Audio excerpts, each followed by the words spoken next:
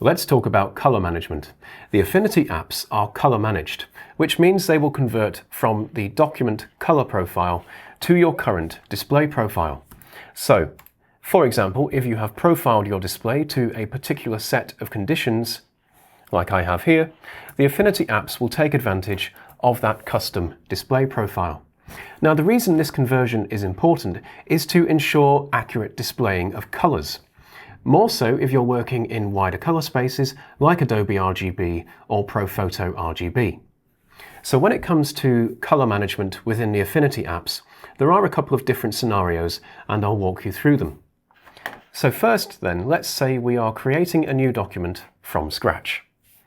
On the new document dialog, we have color format and color profile. So just as a side note, if you plan to work in wider color spaces, like for example ProPhoto, it's generally advisable to use 16-bit precision rather than 8-bit.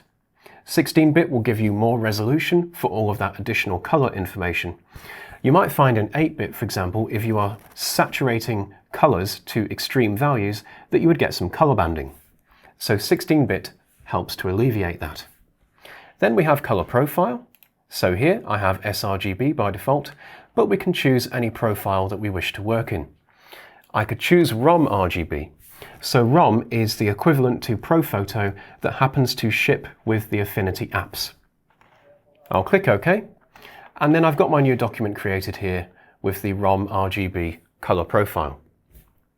So before we move on to my next example, I will just show you as well under the Preferences menu. By the way, with Windows, Preferences is under Edit.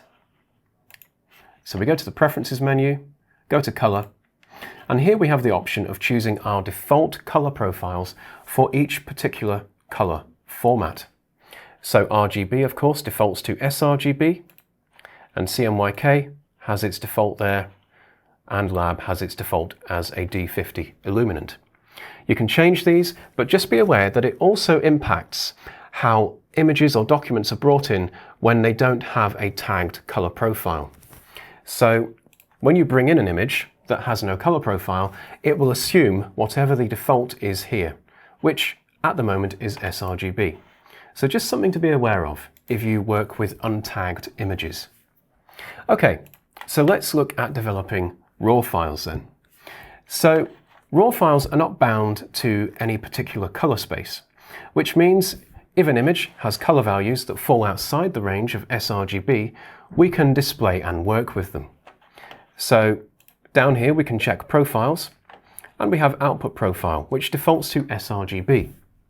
But if I change this to ROM RGB, we will see a significant shift in the colors here. This is because this particular image contains color values that fall far outside the range of sRGB, and we can now display them, and of course also edit with them. There are, however, a couple of caveats if you plan to work with wide color spaces. The first, of course, is that you need a display capable of showing those color values to begin with.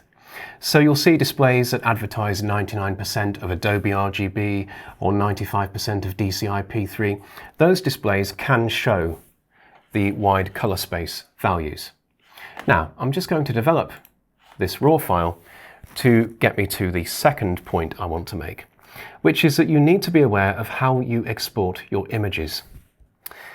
So, when we come to export for web or to share with other people, not every web browser or device or display is going to be color managed, or indeed color space aware.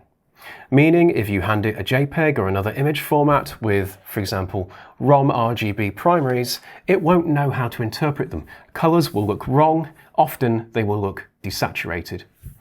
So the best advice here is to always convert to sRGB when you export.